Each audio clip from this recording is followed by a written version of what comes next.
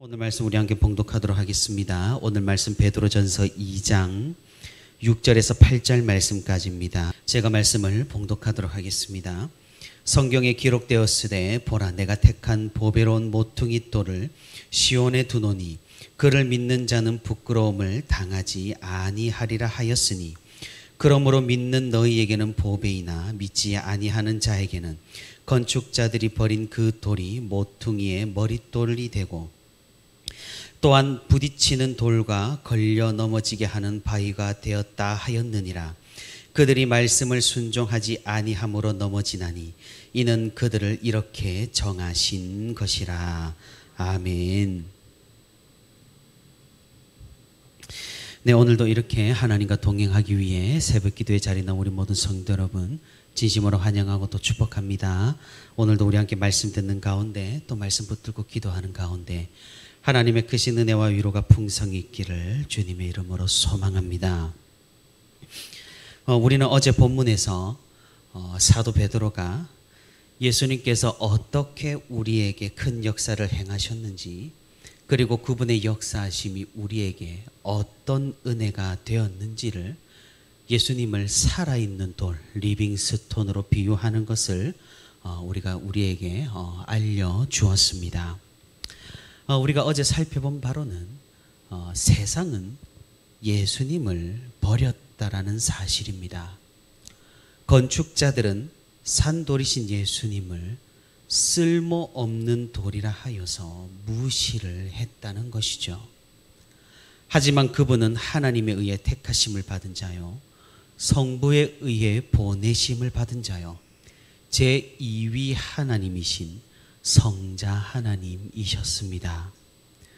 모두가 배척하고 거부한 그 돌이 사실은 인류 역사상 가장 중요한 돌이 되었던 것이죠.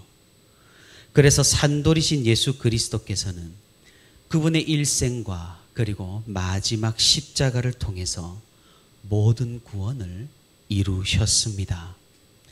그리고 가장 기초석인 모퉁이 돌로 우리 신앙의 근원이 되시고 근본이 되셨던 것입니다.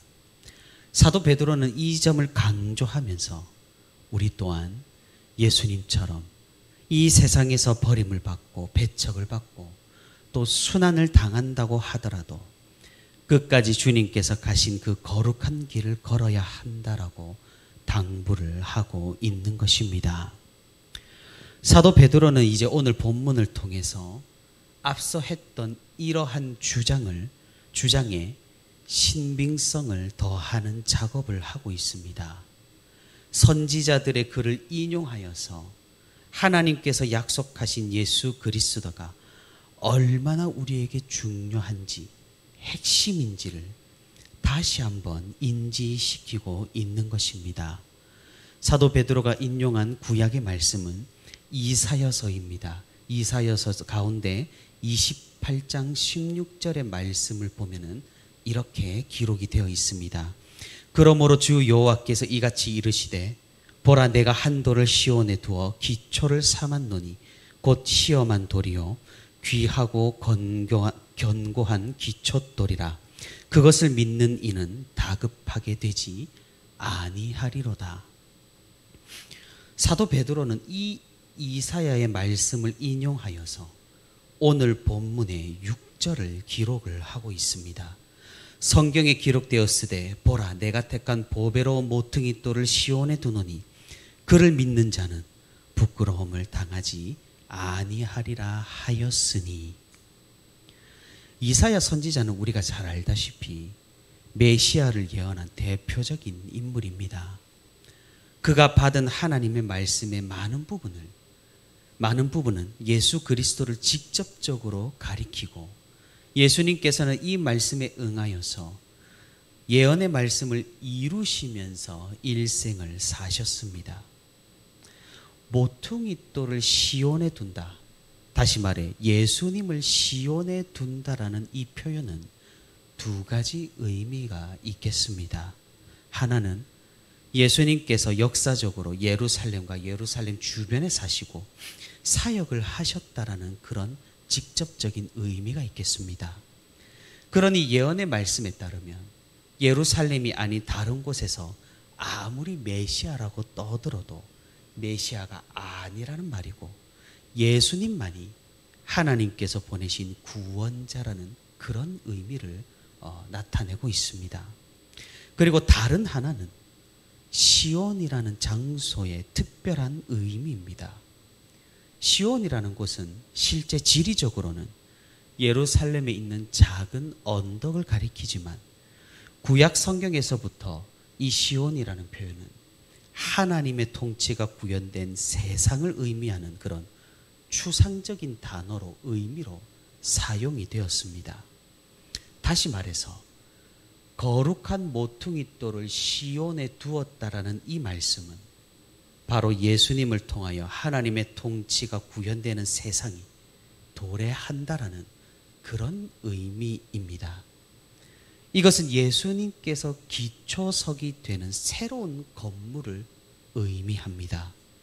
그것은 바로 우리 기독교회와 새로운 언약을 의미하고 있는 것입니다. 이것은 그래서 옛 건물, 예루살렘 성과 옛 언약과는 실질적으로 대치가 된다라는 그런 의미를 가지고 있습니다. 하나님께서는 우리에게 구약에서 예언하신 대로 예수 그리스도를 통해 새로운 언약을 주셨습니다. 완전하게 율법을 이루신 그분께로 나아간다면 우리는 비록 불완전할지라도 용서함을 받고 구원을 얻는다라는 놀라운 은혜의 약속입니다. 이 모든 것은 예수 그리스도로 인해 이루어졌고 예수 그리스도를 통해 얻을 수가 있다라는 것이죠. 그렇기에 우리에게는 단 한 가지 길밖에 없는 것입니다. 그것은 예수님을 믿는 것입니다. 그래서 사도 베드로는 6절 하반부에서 예수님을 믿는 자는 부끄러움을 당하지 않을 것이라고 선포하고 있습니다. 사실 지금 세상에서 부끄러움을 당하는 사람은 누구입니까? 그리스도인입니다.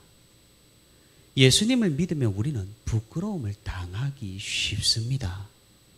세상의 관습을 거부하고 세상의 트렌드가 아닌 정말로 그들이 보기에 고리타분한 성경을 따르고 있으니까 말입니다.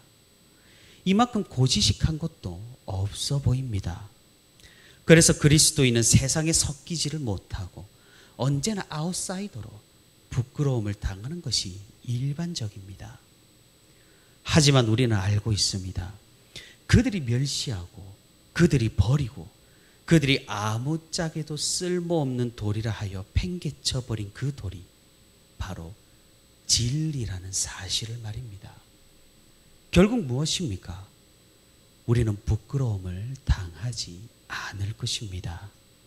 오히려 마지막에는 세상이 부끄러움을 당하며 그들이 혼란 속에서 노아와 방주 때처럼 뒤늦게 예수님의 이름을 불러보겠지만 늦게 될 것입니다. 그러니 무엇입니까?